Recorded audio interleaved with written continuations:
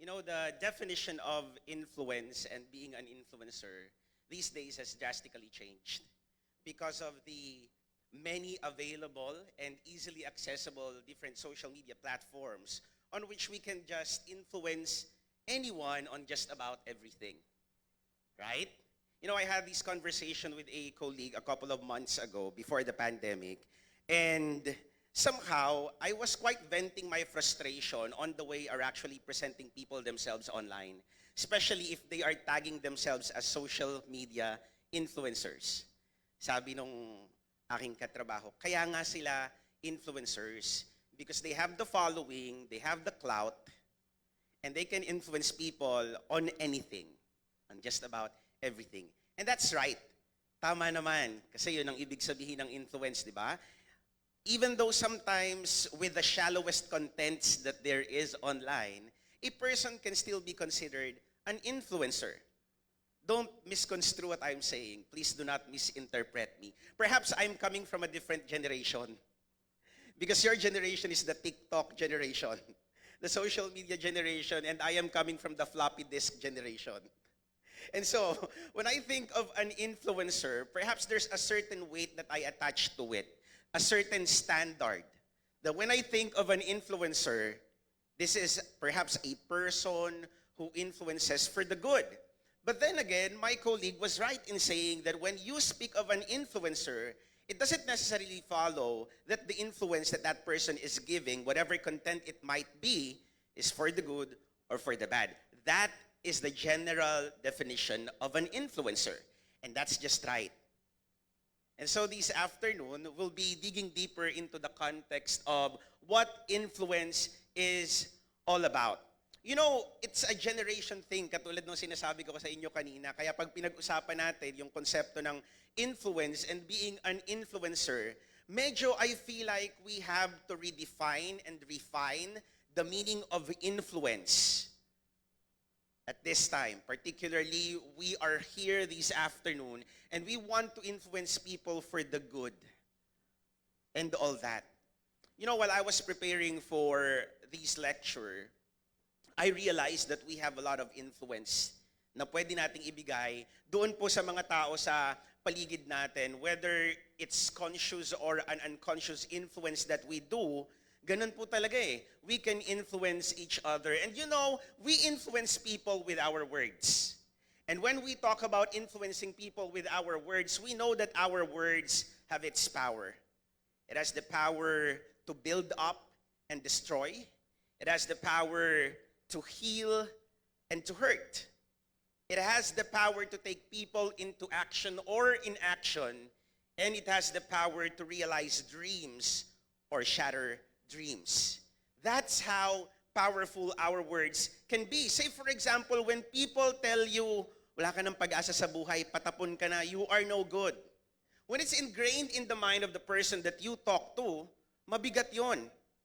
But when we say, kaya mo yan, mararating mo ang iyong mga pangarap, that's different for a person who's actually trying to be successful in life.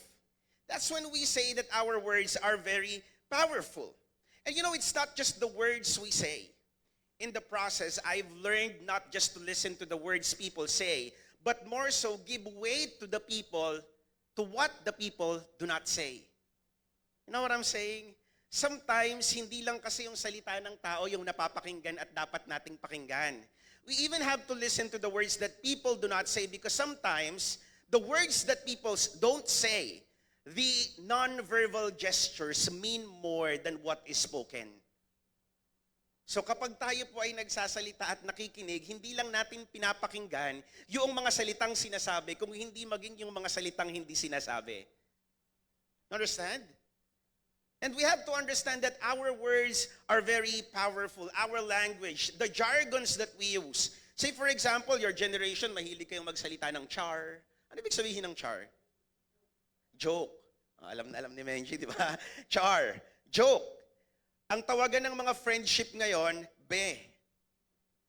Right? When was the first time na ginamit nyo itong lengguaheng to? Because the first time na naging familiar kayo sa words and then you adopt the words, you imbibe it, it becomes a part of your system, and that becomes a part of who you are. That's how powerful words can be. And we do not only influence people with our words, but we also influence people with our works. What we intentionally and unintentionally do influence those who are around us. Huwag mong sabihin hindi ka pa na-influence ng katrabaho mo. The fact na after mag-uwian sa trabaho, nayaya ka nila sa Starbucks, imbis na umuwi ka kaagad, you've been already influenced. Not to go home immediately, but go with them and enjoy a few hours of refreshing. Yung instead na dun ka na lang kakain sa may workstation mo, di ba? Pero niyaya ka sa may cafeteria. Pati yung pagkain na impluwensyahan ka kung anong dapat nyong kainin for lunch or for dinner. That's already influence. You know, you might be thinking why we have to talk about influence this afternoon when you feel like your sphere of influence is very small, that you're neither a celebrity nor a social media influencer. But the thing is, it doesn't really matter how big or small your influence is, because the fact is, influence is still influence. Kahit na malakihan ang naiimpluwensyahan mo, or kakaunti lamang yung iniisip mong sphere of influence mo, influence is still influence. Say, when you are surrounded by people who work hard, don't you find yourself sometimes working hard also? Or in school, kapag napabarkada ka sa mga kaklase mo na maaral, sometimes you find yourself studying also, which is very much unusual of you. Right? When you are surrounded by people who are driven to succeed, naiimpluwensyahan din nila tayo to be successful just the same. We influence our workmates for the good or the bad. And whether you are the owner of a company, you are a supervisor, a manager, a simple employee if you may, you cannot underestimate the power of your influence. And so this afternoon, allow me to speak before you on the topic, your work, your influence making a lasting impact in our workplace. And this afternoon, I will be sharing with you 3 truths which hopefully magagamit natin, that no matter how we think, how simple and how little our sphere of influence might be, we will realize that our influence can do great things. First one, pero bago yun, tingnan muna natin yung definition ng influence. When we say influence, this is to cause someone to change a behavior, a belief, or opinion, or to cause something to be changed. There's a cause and there's an effect, right? We cause to change someone's belief, to change someone's behavior or opinion, or to cause something to change. So yun yung ibig sabihin ng influence. So the first thing that we have to realize is that when we speak of influence, we see influence as power. You know, this power to influence can be properly used. But at the same time, this power to influence can be misused or even abused. That's what influence as power is all about. John Maxwell, a leadership guru, which I know many of you are familiar with, said, leadership is influence, but let me add that influence is power. This is our power to effect change into people's life. And whether you, again, are an employer, a supervisor, a manager, hindi natin pwedeng tawaran yung pwedeng maging influence natin sa mga tao sa paligid po natin. That's how powerful our influence could be. Now, power does not equate to influence, but influence definitely is synonymous to power. Let me explain. If you are a boss in a company, you are a supervisor, or you are an employer, you can compel people to act. And definitely, those who are mas mababa sa'yo will do whatever you say because you're the boss. You are speaking from a place of power. But if you are using your influence, and let me say that influence as power, This is how it goes. Sometimes you don't have to compel people to act. Because your words, your works, and your life are enough for them to be compelled to act, whether you say it or not. That's the difference when we say that power does not equate to influence, but definitely influence in itself is power. You know, your influence is your power to effect changes in people's lives. That's the reason why we have to be very careful with the words we say. For the last couple of weeks, sa mga powerhouse weekends natin, you've been hearing me say things. And perhaps there might be times when you feel like you are in disagreement with me, and that's fine. Okay? But the thing is, the moment that I compel you to think, that in itself is influence. Because I made you think already. If in school, say for example, you're still a student right now, you influence your classmates to be a better student or not. If at work, you influence your colleagues to work harder or not. If in the church, you influence those who are with you to do better or not. That's influence. That's how we try to effect change into people's lives. Naranasan mo na ba na minsan sa sobrang pakikinig mo sa isang tao, na-adapt mo na pati yung paraan ng pagsasalita niya? That's the power of influence. You'll hear this person talk, and then it's ingrained in your mind, and sometimes when you talk, parang naririnig mo yung boses ng taong yun. That's the truth, right? That is the power of influence. You know, when we speak of influence, we definitely have to think of the power that it can do in order for us to effect change into people's life. And that's very important. That's why we have to be very careful also doon sa mga bagay na binibitawan natin at hindi natin binibitawan. Because always, when you talk about how people respond to your words, sometimes you have to understand, this is what I learned in the process of communication, ano? Meanings are in people and not in words. It's the people who listens to you who will interpret whatever you say. Particularly pag hindi masyadong maliwanag yung sinasabi natin. And that's the reason why when we speak, there's always that instance na posibleng magkaroon tayo ng miscommunication with people. And so we say influence as power. But not only that, we also say, and we also speak of influence as impact. And when we say impact, you know, we usually speak of a person's influence on another in very distinct occasions in our lives. Usually, we hear the impact of people on birthdays and funerals, on well-wishes and eulogies. Ang weird, no? Na pinag-uusapan natin, pag pinag-uusapan natin yung influence ng isang tao, usually during birthdays. Kung hindi birthday, pagpatay na yung tao, pag wala na.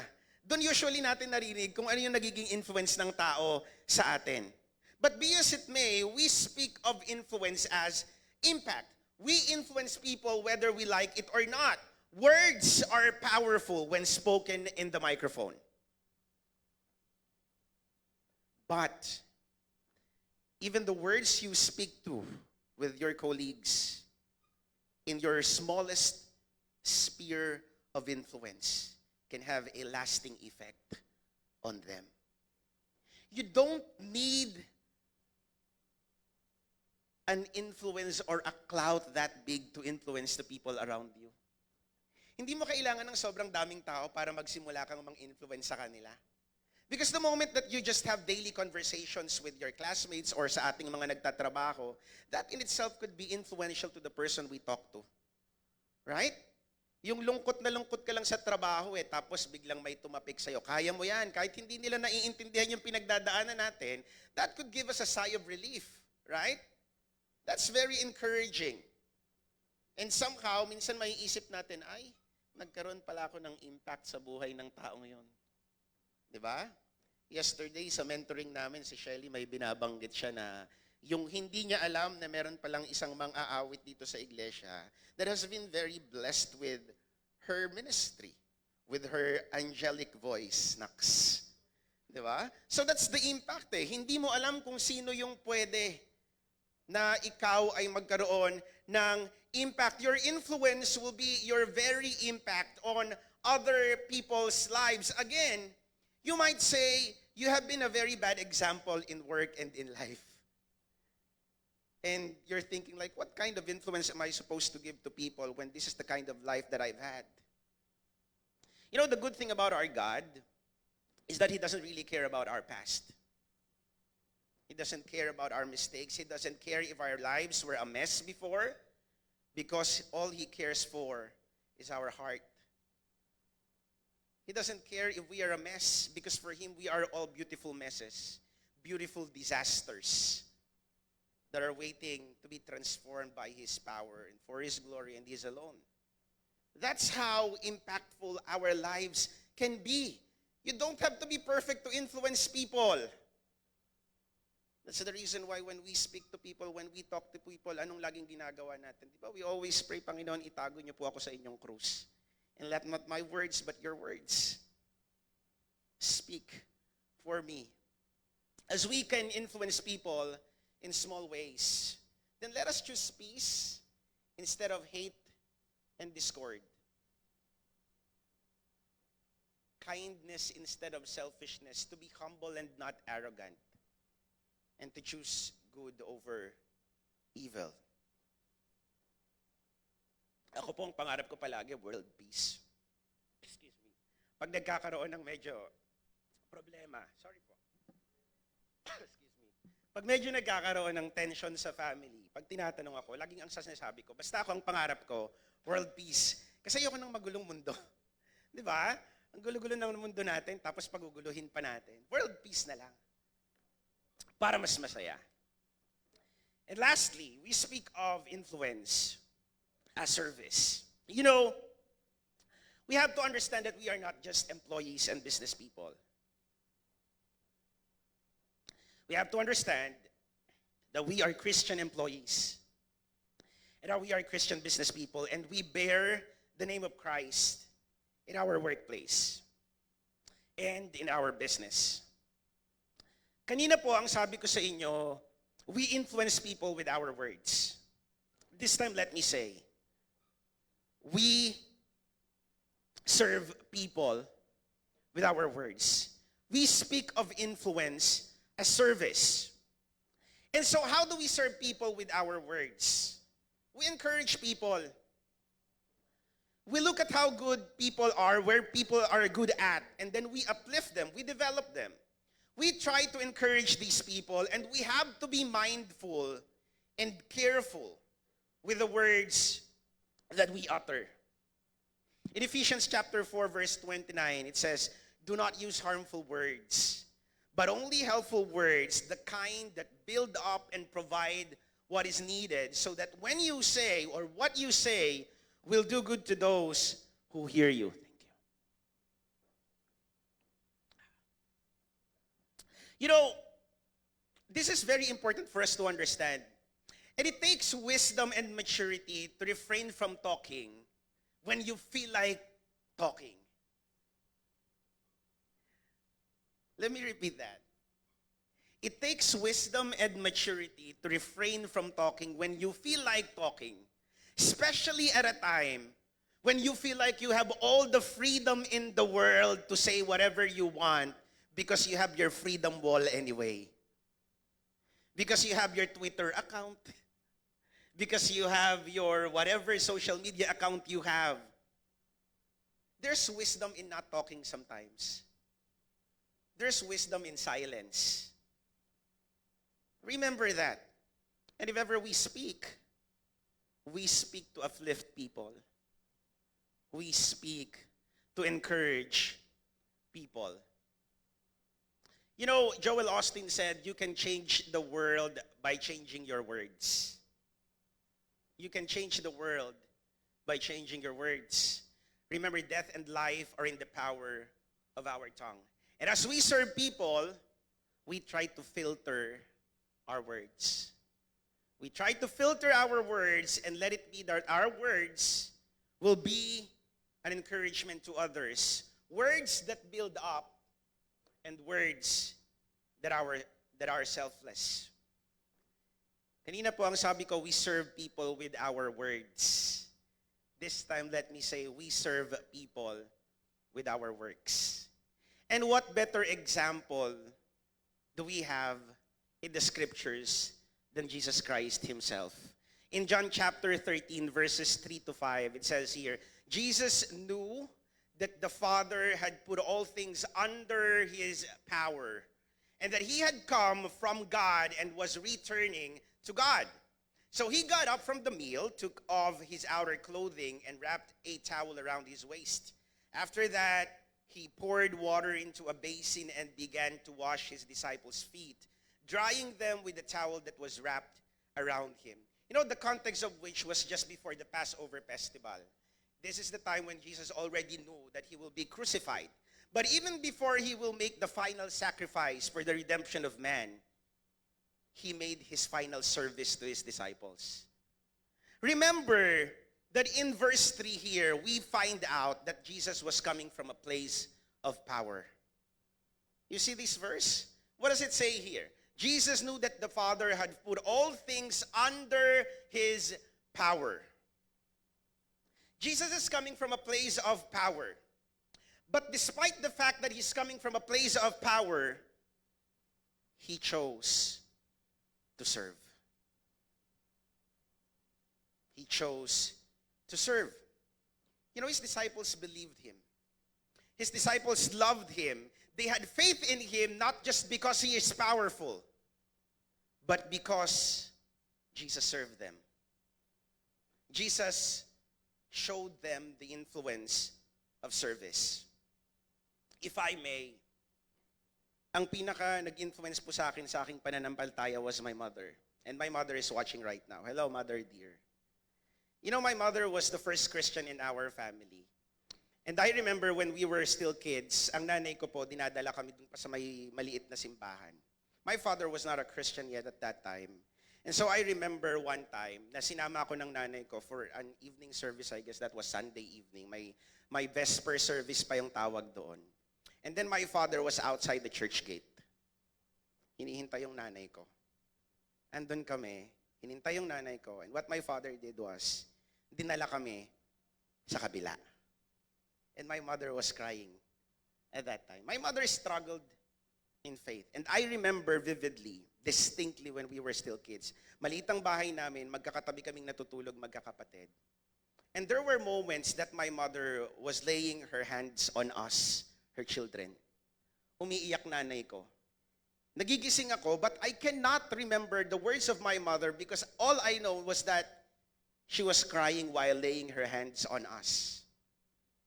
But I know that those prayers of my mother kept me and my family. I know God blessed the faith of my mother. That's how powerful prayers of mothers can be. And many of us perhaps also have witnessed that. The influence that these people have. They might not be the person whom we are seeing here upstage, but they are the people who has influence and who have influenced us to be the people that we are today. And that's the power of service. Mother serving her children. Fathers serving their families.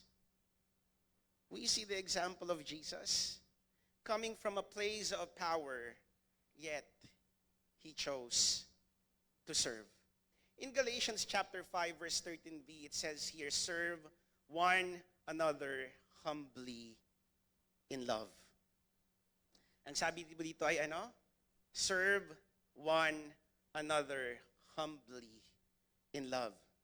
Hindi po sinasabi dito na magpataasan tayo ng ihi habang nagsiserve tayo. Na magpagalingan tayo kung ano yung alam natin dito at ano yung kakayahan natin. That is not what this verse is saying. Ang sabi po dito, serve one another humbly. The word says with humility. Again, let me emphasize. It says here, with humility, serve one another in love. Not in pride, not in power, but serve one another in love. You know, Jesus served his disciples, and the service made an impact in their lives. This is God incarnate serving his disciples. Coming from a place of power, yet he did not even think of it that he's coming from a place of power, because all he thought of is to serve his people, to serve his disciples. Wherever we are, we serve. And sometimes when we are at work, serving is working the extra mile. And it's not even wrong sometimes to serve and work the extra mile. Because that's when our employers will realize that you really are part of the team. That you have that sense of ownership in the organization. And that's very important in any organization. That sense of ownership that you have. But then again, when you know that you are given a position or that you are in a place of power, remember that power is not influence, but influence is power. Listen, do not let your influence go to waste. Your influence, and you influence people whether you are a leader or not. But perhaps you are thinking, bata pa tayo, bata pa kayo, and what kind of influence would you be giving to people, particularly sa inyong organization, kung kayo yung pinakabata? Siguro minsan nare-realize nito, lalo na kapag kayo'y bago pa lamang sa inyong company. It's very difficult to talk about influence, right? But sometimes, what we have to figure out is sometimes you don't really have to talk. Just work. And when you are working hard, people will notice anyway. And sometimes you will be tapped into position, sometimes, that you cannot imagine even. In 1 Timothy chapter 4, verse 12, this is what Apostle Paul says. Don't let anyone look down on you because you are young professionals. I think we have to understand this one. This was a letter of the Apostle Paul to his disciple Timothy. But remember this, whether you are new in your job, whether you think you're still young in your job, remember, do not let anyone look down on you because you are young. But despite, and let me stretch this a little bit, despite not having that power, despite thinking like you do not really have that sphere of influence, just work and be an example for the believers. And let me say unbelievers in your speech, in your conduct, in love, in faith, and in purity. Let me ask you this. When we speak to people, are we talking to them from a place of power or from a place of influence?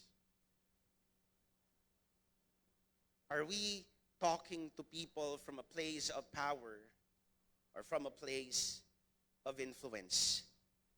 These two are very different.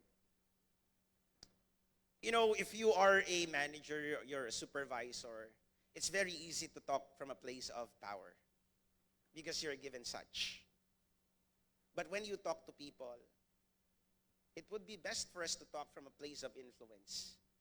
Because if you are coming from that place of influence, hindi mo kailangang makiusap sa tao na magtrabaho. Hindi mo kailangang pakiusapan ang mga tao na sumunod. Because they know that you don't just talk the talk, you walk the walk. Remember this. A person's position of power ends, but one's influence lives on. You know how you made people feel when they are with you is something that they will remember forever. How you made your colleagues, the people in your workplace, perhaps your classmates, your D group members in the church, your family, your church mates, those you work with in the ministry. How you made them feel when they are with you is what they will remember. How you made them feel with your words, how you made them feel with your works, is what they will hopefully pass on to others because they felt good with your encouraging words and your selfless words and your selfless works. You know, Jesus' example points out that if we want to have a lasting impact wherever we are, then we serve. If you are working, your workplace is your sphere of influence. Doesn't matter whether you are in a position or not. That's your sphere of influence. God placed you there for a purpose. So remember that. To influence in the simplest way we can, in the best possible way we could, as we imitate Christ in His service to people. How do we make a lasting impact? Then we serve. Minsan lang po napakahirap mag-serve, lalo na kapag ang mga tao alam nilang marami na silang pinanggalingan, marami na silang mga experiences, ang dami nang nakalagay sa kanilang mga apelyido na MD, DMin, PhD, and all of these. Kahit units nakalagay pa minsan. It's very difficult to serve. But what do we do? Jesus gave us an example that even if we're coming from a place of power, or perhaps we think that we're coming from a place of power, we don't use that power to coerce people. But people will be compelled because of our influence. Our simple gestures, our acts of kindness, our uplifting words, and our selfless works. These are what matters. And these are what people will remember. Not our power, not our position, but our influence. That lasting influence that we will live on and even beyond our time here on earth.